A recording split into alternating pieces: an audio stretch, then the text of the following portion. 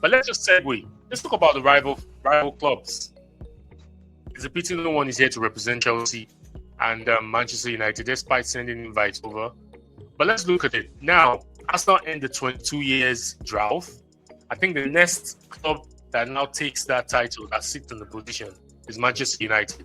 The last time they won the EPL was 13 years ago. And once next season starts in August, we can automatically say 14 years and counting, unless they go ahead to win. Followed by Chelsea. The last time they won it was 9 years ago. And if next season starts, it clocks 10, double digits.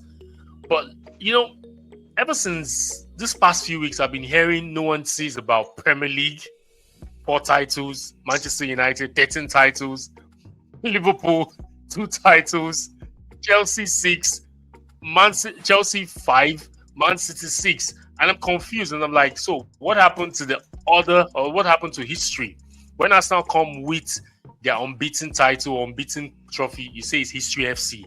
But now, all of a sudden, history is gone. But now, let's look at these rival clubs. Manchester United, Carrick Carrick on the wheel, or at the wheel, whichever one is correct. And we're seeing him is being backed by the owners to go next season. Chelsea, Xabi Alonso, and Liverpool just announced Iraola, the former Bournemouth manager. And we hear the French defender Konate is leaving. Robertson have left already to Tottenham. And also, I heard a rumor yesterday, I don't know how true it is, or today, about Szoboszlai wanting to leave as well. So that leaves Liverpool in a kind of rebuild stage after letting Slot go, despite winning the league 2 seasons ago. Manchester City, Pep, the GOAT manager, exits. We had rumors also about Haaland yesterday, but they had to debunk the rumor to say it's not true. Chelsea having 45 players. How is Xabi Alonso going to sort out those 45 players that they've signed? So let me just hear from you guys. How is next season going to be for the rival fans? For the rival clubs, rather. Can you guys hear me? Yeah, I can hear you. Loud and clear. Okay, so go first, or? Yeah, no worries. I'll go. So I'll start with United. Man United. I think they have the best attack in the Premier League, in my opinion. If you look at their front three, they have a very dangerous front three, in my opinion. They have players that can score maverick kind of goals. Mbeumo, Konya, and Šeško. I think Šeško will come into play better next season. And Zexi has that effect to come in and change games. My worry for United would be their midfield, who they bring in. And you know the Premier League. Yeah, but Premier League, you never just come in one season and you start playing. Now, it takes time. It's for me. You can see Zubimendi. Zubimendi tried at the beginning of the season, but later on his legs kind of went. So I'm really careful to see or analyze what happened with United. And again, for their defense, they need better centre backs, in my opinion.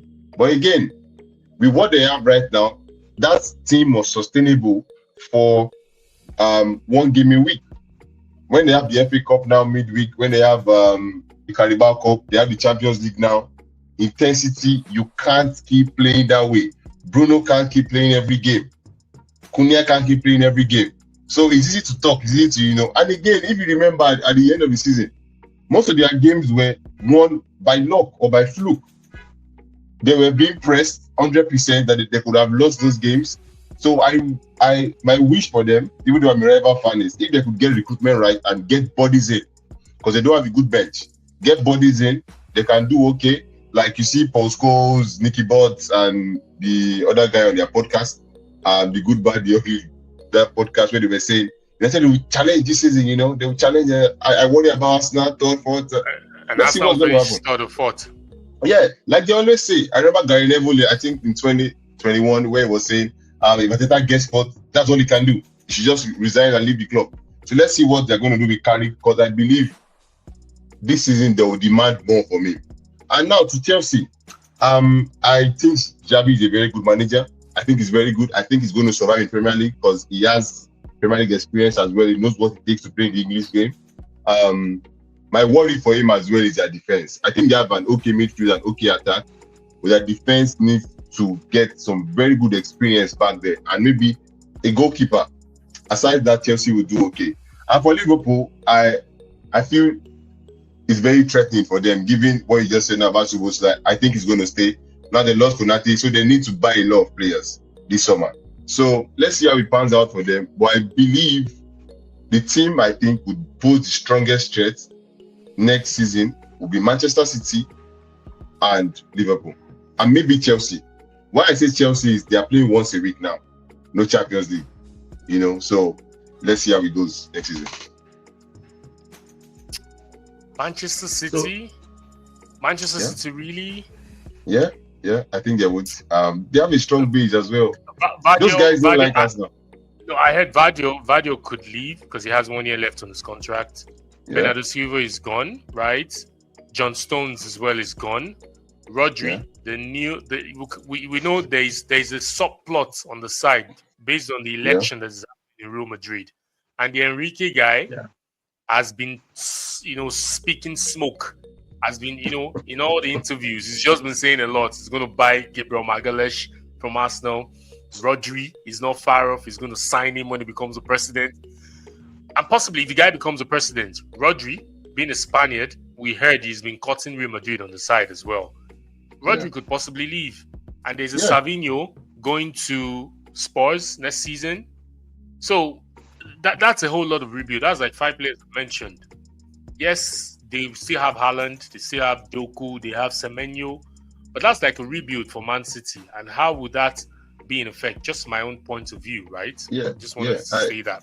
I think they'll still be strong, because if you look at the other opposition, you look at Liverpool, Salah has gone. Just Van Dijk is the only person there. Van Dijk and Szoboszlai, in my opinion, that I would say are the strong, the core of Liverpool now. But when you look at Man United and Chelsea, the only person or the only team you will see that can pose a threat to us now is still City, because they still have some players at the back. Remember, they have Nico O'Reilly. They still have most of the players that saw them through this season. And remember, these guys really hate us now. I'm going to use that word. They dislike us now so much that they will play with so much passion again to fight us and try to win something. So I think they would be the best threat to us, the strongest threat to us, and maybe Chelsea or Liverpool. United, I'm really worried because there's easy turn on their manager, and let's see how it goes for them. So for me, I think it's easy for me to just say that Arsenal will win it again next season. But again, they have to do the work. Start early in the transfer business, finish your transfer business early, allow these players gel. Gyökeres will come good next season. He will score more goals next season because they would have understood themselves during this transfer. During the summer, most especially after the World Cup, they will all understand themselves heading into next season. Now, I'll start off with Chelsea. New manager bounce. I don't think it will happen for them because Xabi Alonso is not the man to lead Chelsea. He will struggle at that club. Yes, they may play a couple of good games, but I don't see them challenging for the EPL title. They just might finish in the top 5, but not in the top 3, not as champions of England. Now, if you're going to talk about teams that will compete for the title, there are just 3: Arsenal, Manchester City, and Manchester United. Now, these are the reasons. For Manchester City, they want to prove to the whole world that Pep Guardiola was not the one doing the magic. It was the players and the club itself. With Maresca coming in, pending when he's been confirmed. Pep Guardiola 1.0. Let's see what they can do with Manchester City. But the kind of players that they have in that club, the Haalands, the Cherki, Doku, Semenyo, O'Reilly, they still have a good squad going forward. They can beat anybody. Now for Manchester United, we saw what Carrick did. But they still have to replace the players that are exiting. They still have to replace those players. Yeah, they definitely will. And they have the staking power to get these players into the club. The same that applies to Arsenal. They have the power. Yeah, players like Anderson. But Anderson, Manchester City, nah, he's not the solution. But I know Manchester City. But now, does Maresca have the guts? Does he have the power to attract the type of quality that they need at Manchester City? Does he have the power to transform players? We saw what Pep Guardiola did. He transformed a couple of small boys in quotes to monsters right there at Manchester City. Imagine an O'Reilly. Come on, from where? So does Maresca have that power to transform these players, or is he just going to get quality and help Manchester City compete?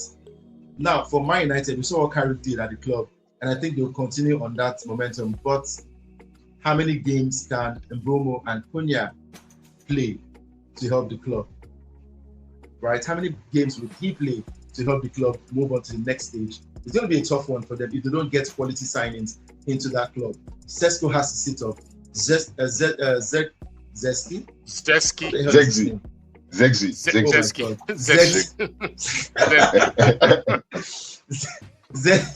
Whatever the guy's name is, he has to sit up as well, right? So these players have to sit up to understand that there's a huge task ahead of them, and they need to do better than what we saw last season. So for me, if I'm going to talk about the top four, it is Arsenal, Man City, Manchester United.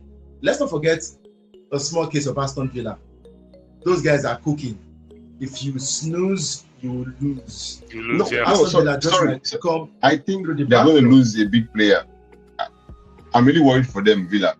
I'm really worried. Morgan Rogers heading over to Arsenal. We heard that rumor. There's also stories about Marcus Rashford to Arsenal. But let the transfer window open. I'm sure there'll be a lot of drama that would come when the transfer window. I don't even mind Rashford at Arsenal, but this transfer window, the drama started already with managers switching positions, players leaving, players coming in. But when the transfer window opens, the major drama will happen. And all we're going to be screaming is Otischele.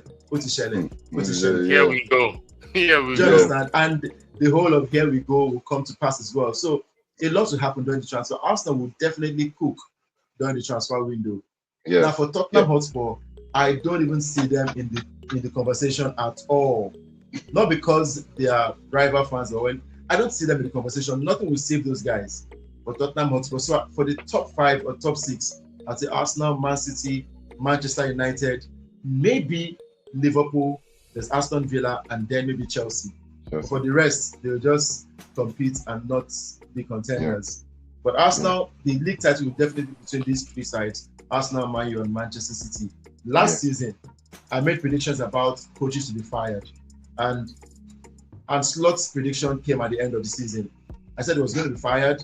All of the coaches I mentioned to be fired, all of them got put. All of them. I knew Slot wasn't. You guys on the WhatsApp group, right? Emmanuel comes for me, and Tijani. Whenever I say, I had my Slot watch. I knew it wasn't. Last season or 2 seasons prior, when I was looking at Slot as a manager, I said it. It was Klopp's template. A little bit of tweak here, but Liverpool fans wouldn't want to argue. Wouldn't want to agree. They just want to argue and argue and argue. They thought Slot was the next good or big thing after sliced bread. I knew the guy didn't have it, and I was so gutted to see him just whilst into the league and just win it just like that. It was just so annoying, and I was waiting for the next season. I knew he was going to tinker with the team, and he would want to, Dutch managers. I think it's part of their Dutch generally. With all due respect, I think they always want to assert their opinion, assert their philosophy. We've seen it happen with other Dutch managers. I knew the following season, which was the season that just rounded up, Slot will want to assert his philosophy. He would want to play his own style of football. And I've studied this guy, watched him in all the teams that he has coached. Feyenoord, the recent one before he joined Liverpool, he was shitty. And I knew he was going to turn Liverpool into a shitty team. But Liverpool fans just didn't want to listen. And I think it happened. And that's bygone. That's gone. But I just want to touch on Manchester United. I talk to Manchester United fans as well and I tell them that, see, last season as of December, January, your season was gone. You guys had moved on, like finito. Carrick came, was able to do great, but you guys were playing under less pressure. You were just in a competition, which was the EPL, and you were going into the game. I think Carrick's job was laid well for him because he had no stress. He had nothing that he needed to deliver. He had no trophy that he was it was under any pressure to win. And they went into the target, no target really, that's the word. And you guys went into each games with less pressure. Now, this coming season, the terrain is different. You are now in 4 competitions. As of last season, your squad depth was not it. Casemiro, which is a vital player in your squad, Casemiro scored like 9 goals in the EPL from the run of January up until May. Scored vital goals. Casemiro is gone. How do you guys replace that? Well, they've signed Anderson. And we saw United Tree on Twitter saying, he put the picture of Anderson and he said, who is Declan Rice? There we go again. You know, funny guy. I know he bounces a lot. But I feel Manchester United, as you guys have said, will be there. But except I just want to see what they will do in the summer. I want to see what they will do in the summer. But you touched on Tottenham. Now, let's have an objective conversation about Tottenham. De Zerbi came in. He picked, Tottenham players like 13 or 12 were injured, their first team players. And you can see them. They started signing players. Tennessee from Bournemouth. They've signed Robertson from Liverpool. And who knows? I think I heard they wants to sign Van Hecke, from Brighton. Yeah. De Zerbi has started piecing his defense up little by little. Do you think we should take our eyes away from Tottenham? Because I feel, in my own opinion, Tottenham is going to have a good season, better than Chelsea. It's a hot take, but I want you guys to talk about it. Do you think De Zerbi is cooking? Seeing that he survived the relegation battle and looking at what he has done in the past few weeks, he has signed, he's piecing his defenders, putting them together one after the other. Senesi is a good player. Van Hecke is a good player. Robertson, we know he's washed for Liverpool. He's also a good player. Premiership proven. All those 3 guys that we've mentioned, they're Premiership proven. And let us remember, they will only be in the EPL, play FA Cup, and the Carabao Cup. Do you think Tottenham should just be looked at as a team that cannot do anything next season? No. I think Tottenham will have a good season next season. But I'm sure of one thing: De Zerbi would not use more than 2 seasons in Tottenham. Wow. Because De Zerbi's, he might leave when they are 5th or 6th, but De Zerbi would leave because De Zerbi has, he can't stay long in the club. From what I have seen, he falls out eventually with one of the hierarchy. But players. But that's funny. Without winning any trophy, he goes. Yeah, he falls out similar to Brighton, similar with Marseille where he was. So that is his track record right now because he seems to be a healthed. That's his personality. That's the kind of person he is. Italian, coach. So I don't think De Zerbi will be there for a long time. But I know De Zerbi is going to play from the back. Tottenham, to be fair, I think they have some players that can suit that system. Maddison, on the ball, is going to be very good for them, but off the ball, because he needs his players to press from the front, to do all those things. Do they have characters that would press right now? Kulusevski, that I know will have done that, is not really in the best shape of his career right now. This other guy, they're moving on. So Sholanke will not press. He will not press because he can pull up an injury and get something. So I think it's been a very interesting one, and I agree with you in a way. I think they and Chelsea might, battle it out next season. So for Tottenham Hotspur, they're fighting a lot of things. They're fighting confidence. They're fighting the style of play. But they have a good manager. They have a good manager. A good manager. What has he won? Yeah, it might. Arteta had that issue as well. Arteta had that issue.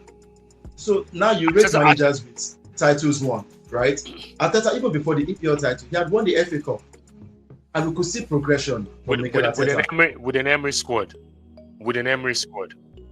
It doesn't matter, but we saw the progression. Didn't Ancelotti win the EPL title with Jurgen Klopp's squad? What happened in the season after? Fair enough. Do you understand? So if you're going to talk about good managers in the EPL, Pep Guardiola, Mikel Arteta, Unai Emery. Yeah, you mentioned Unai Emery. These are good managers. They're not great managers, but these are good managers because you can see the progression from how they served their club sides. I think De Zerbi falls in that bracket. It might be down the pecking order. No, I think Iraola is. So Iraola is even better than De Zerbi. Yeah. That's when it comes to the ranking. And I'm going to talk about the top 10. No, Alonso is just coming in, so we can't even judge. Iraola. He did well in Germany. How many years do you use with Bournemouth? Iraola spent I think 2 or 3. I think it's 3. Yeah, but then again, there was you could see that progression. That is exactly why Liverpool went for him. Now, the Zerbi, what is the progression? We went to Marseille. What did they achieve over there? Coming back to Tottenham Hotspur. These guys were in and out of 18, 19, 20, 18, 19, 17. Help them survive relegation. Baba, forget that. Me self will help them. Me self will I go help them because, for goodness sakes, Tottenham Hotspur, in as much as I wanted them to relegate from the EPL, come on, you're talking about the Tottenham Stadium. A lot of madness would have happened to Tottenham Hotspur if they had relegated. Who will want beef for EPL if Tottenham relegates?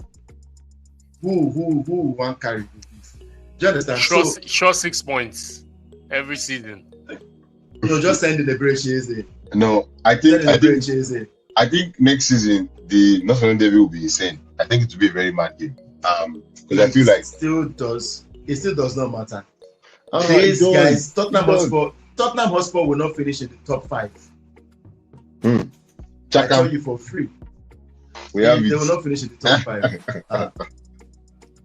Okay. For me, I agree with you. I'm trying to compare them with the Chelsea.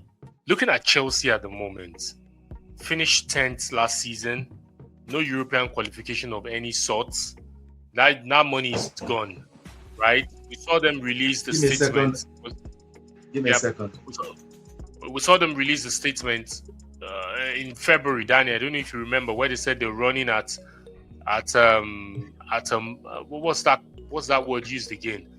They had a negative in terms of assets. Revenue. Yeah, revenue. They posted a loss or something. And Alonso coming in. We had Cucurella also. We had a rumor that Cucurella want to leave. Yeah. Wants out. Yeah. Enzo Fernandez also cutting and playing with, shaking his bum for Real Madrid. And I'm just saying this Enrique guy, if he tends to win that election, the Premiership is going to raid the Premiership of some players. But I know Arsenal players won't be there, Sha. I know. Because it seems he doesn't even rate Jose Mourinho. He doesn't rate Jose Mourinho with what the interview you had the last time. He didn't rate Jose Mourinho of any sort. I thought he even said he was going to sack Jose Mourinho and get in a new manager. But he was just blowing hot smoke. But comparing, the conversation is Tottenham Hotspur and Chelsea. Alonso coming into Chelsea, he has to roll up his sleeves to do a lot of work. A lot of Chelsea players they want out, and looking at how the squad is full of players that don't have experience, right? Finishing 10th and spending a lot of money. What miracle is Alonso coming to do next season? What miracle? As compared to a Tottenham side that we know, yes, finished 17th consecutively, but they have a De Zerbi that knows his onion. He has been in the Premiership before with Brighton. He knows his way around, and he came in. See, if Tottenham had left the Italian, what was his name? The former Italian that was there before. If Tottenham had not sacked him, what's his name? I've forgotten his name. Ugotudo. Yeah. Ugotudo, yeah. If Tottenham had left him, possibly they would have gone. They would have relegated. But De Zerbi came. He did all that he could do and still made them survive. But let's look at it. He's. I don't agree with that. I think West Ham bottled it. I think, and if you look at Tottenham's run as well, they were not so great. West Ham did not put up a good fight to them. Because if you look at it, West Ham dropped points. The time that they lost, I think, back-to-back games, one against Brentford, one against Arsenal. The one good against for us. Newcastle. Exactly, one against Newcastle. Like The one against when Newcastle. when you're fighting for your life, and you can see Spurs drew some games too. Spurs dropped points. Spurs dropped points during that period. So West Ham did not capitalize. So it's not like they were exceptional. They were still the same mode. I think the game that they won at the Tottenham Hotspur Stadium, the last game of the season, I think that was their first in a couple of games. So they were no exceptional in either ways. Yeah, a lot of inconsistency from West Ham United. If they had won the games that they needed to win, Tottenham Hotspur would have been sending them congratulations for getting demoted to the championship. Yeah. So it was a case of West Ham United not waking up early. Sleeping up, Then let it go. Well, it is what it is. But looking at the landscape for the EPL next season, Arsenal. I think the oldest among all the managers right now, the top teams, is Unai Emery. Arteta for Arsenal 44, Iraola 44, Carrick 45, I guess. Zabi.